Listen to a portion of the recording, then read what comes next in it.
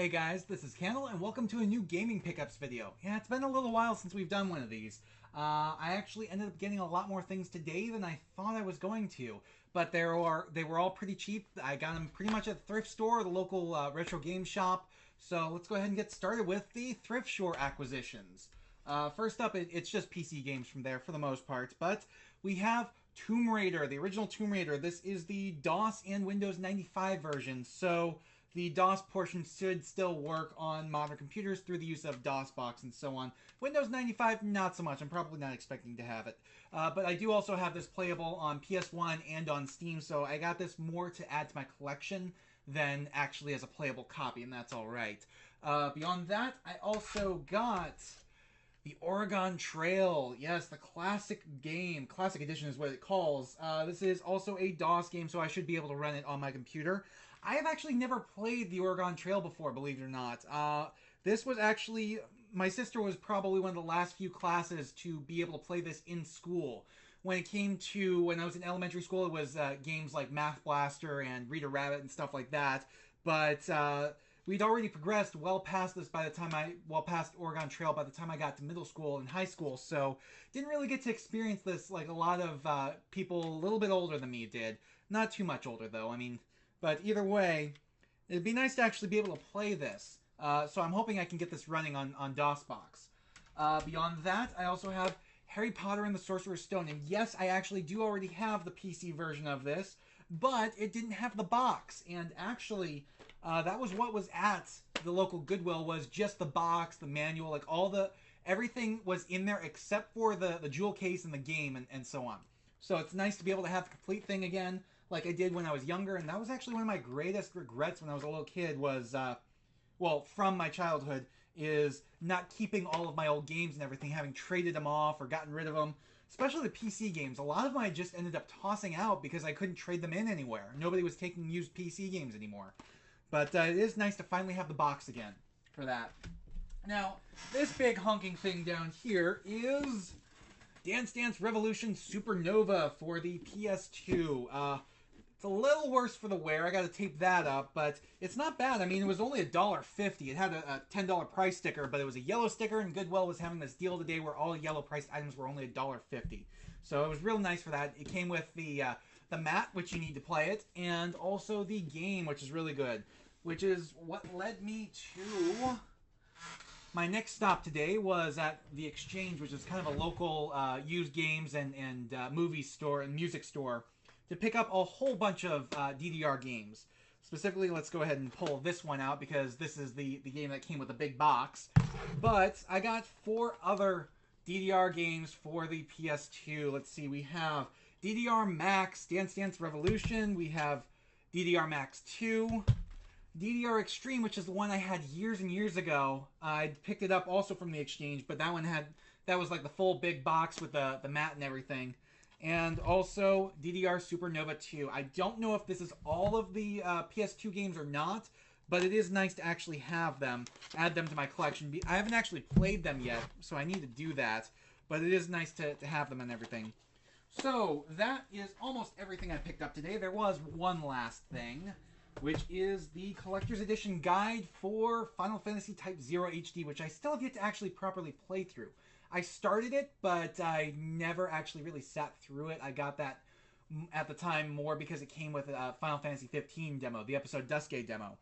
So one of my big things is I'm a huge Final Fantasy fan, and I really want to get like hardcore into collecting Final Fantasy items, specifically more the games, but Final Fantasy in general. And I already have a decent collection of Final Fantasy strategy guides, so it's always nice to add another one to that collection. I do kind of wish it was the standard edition rather than the collector's edition, because it's hardback, and I kind of like the soft paperback feel of older strategy guides and so on. But it does also come with like a little lithograph thing here, and so that's nice. That's everything I picked up today. Now there's the things I got over the last couple months, which is really not all that much, which is why I haven't done one of these videos in a while. So the most recent addition to my collection is Sid Meier's Civilization 6. I am currently in the middle of a game right now playing as Rome.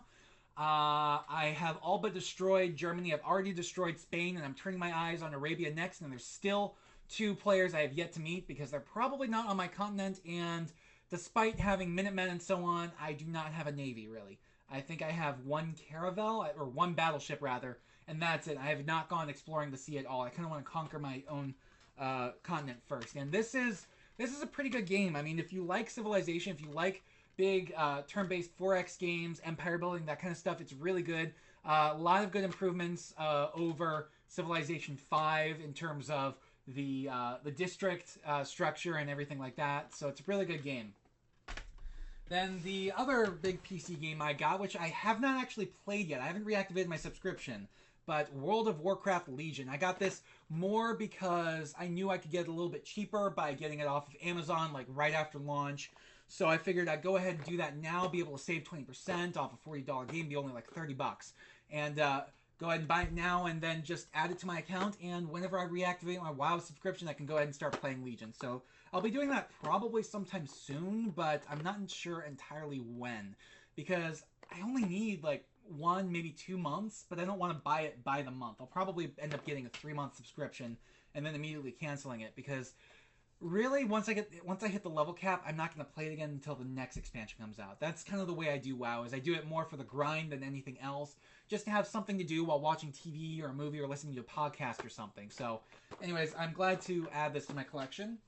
And that brings me to the last 2 items. Now, the first one is ReCore on the Xbox One. Hold it over here. I'm so used to holding it over this way. I changed my setup a little bit.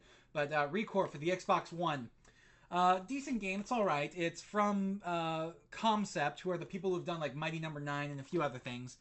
But there's a couple problems I have with this, and it's more due to the fact that this is one of the first Xbox Play Anywhere titles, which means if you buy it on Xbox One or Windows PC, or Windows 10 rather, you can play it on the other platform for free. The problem with that, though, is that it is digital only, and I did not realize that when I bought this. I bought it off Amazon, because, again, it was a little bit cheaper to do it that way. So I didn't realize until I'd actually opened it up and there was no code inside for the Windows Store version that if you buy any Play Anywhere title and it's just the physical copy, then all you have is the Xbox copy, because they aren't putting these on discs for PC. It's digital only, and Play Anywhere is digital only, which really sucks. And brings me to the last game, which I don't have a physical box for that very reason. Well, partially for that reason.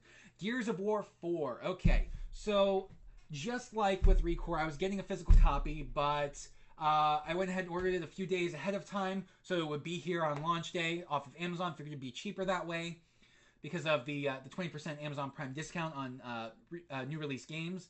But the problem is that it was Monday night. The game was coming out Tuesday. It was Monday night, still hadn't shipped. I wanted to play it day one. So what I did was I ended up canceling my order and realized that that Prime discount only applies to physical games, not digital. So because I wasn't getting the physical copy anymore because I couldn't play it on PC, and I kind of really did want to, although I definitely want to get a physical copy at some point just for the collection and everything. But because I couldn't get a discount on Amazon Prime anymore, I just went ahead and bought it off the Windows Store, which I didn't really have as much trouble with that as a lot of other people did, but I think it's because my my Windows or my Xbox Live account is already tied to my Microsoft account proper, and that's what I'm using to log into my computer and everything. So it was kind of already all tied together. All I really had to do was download it and everything. And it is a gorgeous game, and it runs like a dream on PC. Seriously, if you have ever wanted to play a Gears of War game and you want to play on PC, that is the way to go. It is amazing. I haven't messed around too much with multiplayer. I'm not really much of a multiplayer person anymore, but the campaign is really good and everything. And what's really nice, though, is the PC version. You don't need Xbox Live in order to play multiplayer online. You just need an internet connection. That's all you need in order to play it online, which is awesome because I recently canceled my Xbox Live Gold subscription. Actually, it just lapsed a few days ago, so that is good for me in case I ever want to play multiplayer for it. So that is everything I have right now. I'll see you guys next time. Thanks for watching. Please remember to comment, rate, and subscribe.